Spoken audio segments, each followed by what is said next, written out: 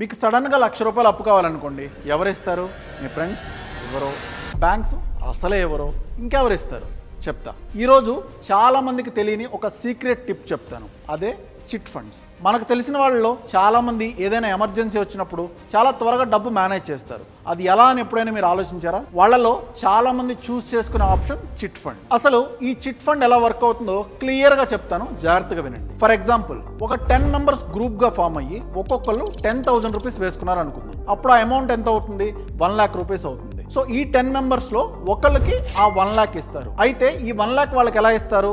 ర్యాండమ్గా కాదు, దీనికి ఆప్షన్ సిస్టమ్ ఉంటుంది. ఆ 10 మెంబర్స్లో ఎవరైతే తక్కువకి అమౌంట్ బిడ్ చేస్తారో ఆ అమౌంట్ వాళ్ళకైతే వెళ్తుంది. ఇక్కడ ఏదైతే అతను బిడ్డింగ్లో అమౌంట్ వదులుకుంటాడో ఆ అమౌంట్ అందరికీ డివిడెండ్గా వెళ్తుంది. ఇప్పుడు ఆ ఫస్ట్ మంత్ తీసుకున్న వ్యక్తి ఎంత ఇన్వెస్ట్ చేశాడు? ఓన్లీ 10,000 మాత్రమే. బట్ అతనికి 1,00,000 మైనస్ ఆప్షన్ డిస్కౌంట్ అమౌంట్ అయితే వెళ్తుంది. ఈ ప్రాసెస్ ప్రతి మంత్ జరుగుతుంది అండ్ లాస్ట్కి అందరి టర్న్ వస్తుంది. దీంట్లో ఉన్న ప్లస్ పాయింట్ ఏంటంటే దీంట్లో సేవింగ్, ఇన్వెస్ట్మెంట్ ప్లస్ బారోయింగ్ 3 ఒకేసారి జరుగుతుంది. ట్రెడిషనల్ చిట్ ఫండ్స్ లో ప్రాబ్లం ఏంటంటే ట్రస్ట్ ఇష్యూ, మన మనీ సేఫ్ గా ఉందా లేదా, తీసుకున్న వాళ్ళు తిరిగి పే చేస్తారా లేదా, ఇలా చాలా టెన్షన్స్ ఉంటాయి. అందుకోసమే మై పైసా ప్లాట్ఫామ్ ఉంది. ఇక్కడ ప్రతిదీ కూడా డిజిటలైజ్డ్ అనమాట. అలాగే ఇక్కడ ఉన్న ప్రతి మెంబర్ కూడా వెరిఫైడ్ మెంబరు, ట్రాన్స్పరెన్సీ ఉంటుంది అండ్ మీరు సేవ్, బిడ్, బారో 3 కూడా మీ మొబైల్ ద్వారానే చేసుకోవచ్చు.